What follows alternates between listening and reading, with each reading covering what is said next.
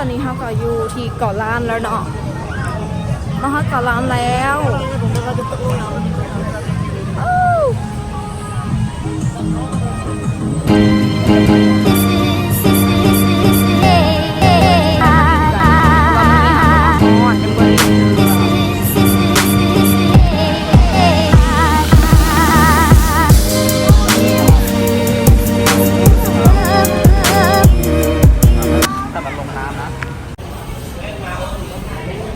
ยังไงมันจะเป็นรสชาติเผ็ดเผ็ดใช่ไหมอร่อยอร่อยจริงที่ตำไว้เท่าเลย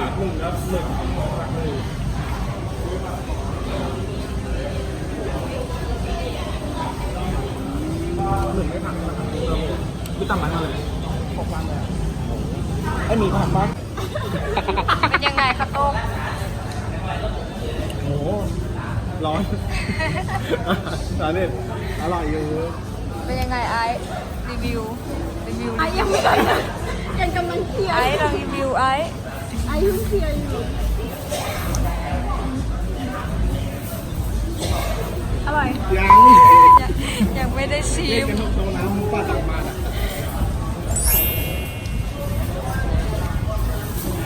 อร่อยใช่ไหมอร่อยได้อยู่อร่อยหรือเปล่าน้องชื่อหมีน้องหมีอร่อยหรือเปล่าไม่รู้ครับไม่รู้ไม่รู้อย่างเดียวเลยเหรอเธอไม่รู้อย่างเดียวเลยใช่ไหมใช่ขนาดโอเคก่อนนะอัมอ่ะมันก็แน่นอนอยู่แล้วเปรียบเทียบเศร้า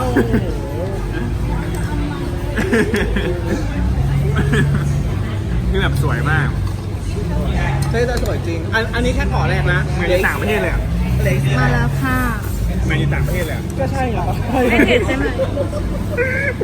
ก็ทำไมต่างประเทศใช่ไอ้ที่แบบจะไปกับเพื่อนจริงๆแบบอันนี้ไม่เผ็ดนะคะทุกคนก็เผ็ดเลยข้าวต้มมาแล้วเขากินข้าวต้ม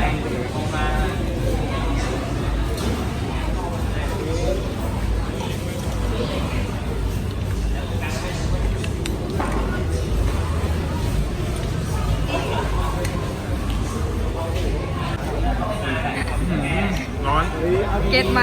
ปั๊มไม่ถึงโอเคเลยนะปั๊มไม่โอเคเลยอุ๊ยอันนี้นะแซ่บ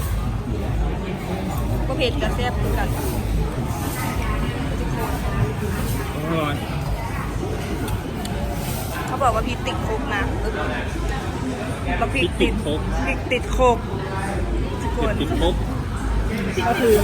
ครับหน้าเขาก็ไปติดโคกนี้เขาบอก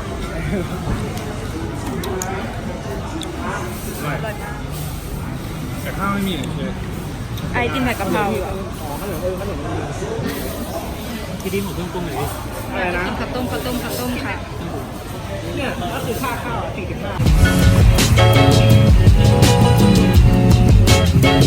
คนนี้ไก่อยู่ก่อนร้านตอนค่ำเนาะ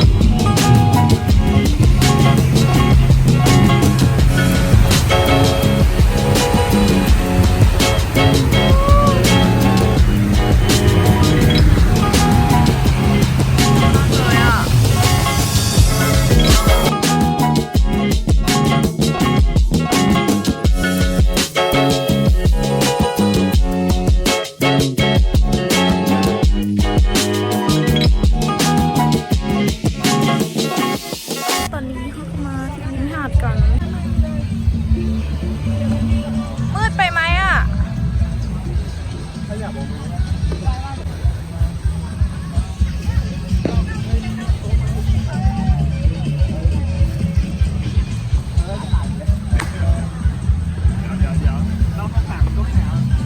เราจะมาเข้าดาวที่นี่กันนะคะกัน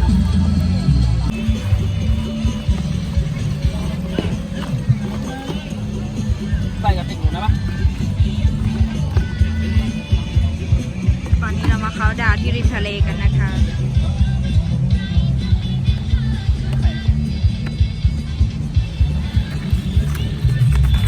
ไม่ได้ลงกระติกเลยนะครับน้องๆร้ายมาก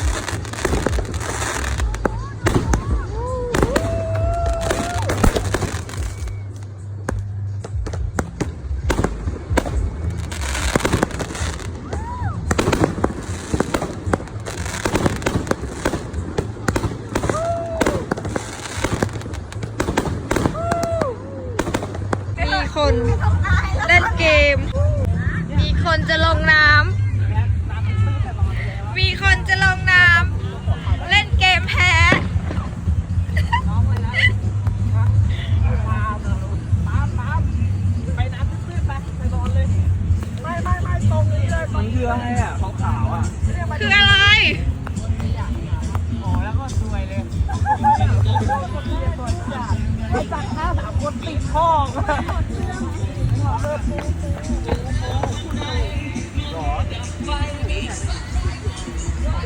ใครลงน้ำ เนี่ยมึงลองเอานิ้วเหยียบไปในรูนี้มันเป็น เอ้ยอะไรอ่ะกูเหรอ เออ ลองแง่ดิ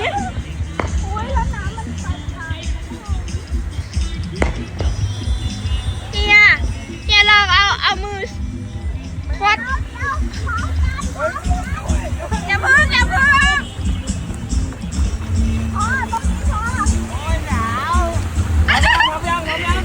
พร้อมยัง พร้อมยังแค่ลงไปแล้วก็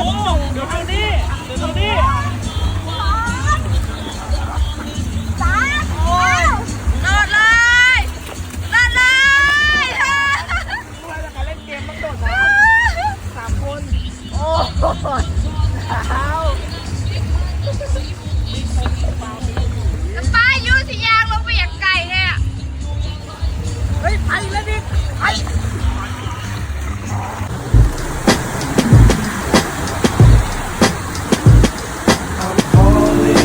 Maybe I'm selfish. I want you to myself, I can't help it. All mine. Yeah, maybe I'm selfish. You're my lady tonight, yeah. Maybe I'm selfish. I want you to myself, I can't help it. Yeah, no one, yeah, but me, yeah, maybe. To my thick chicks down in Texas, all the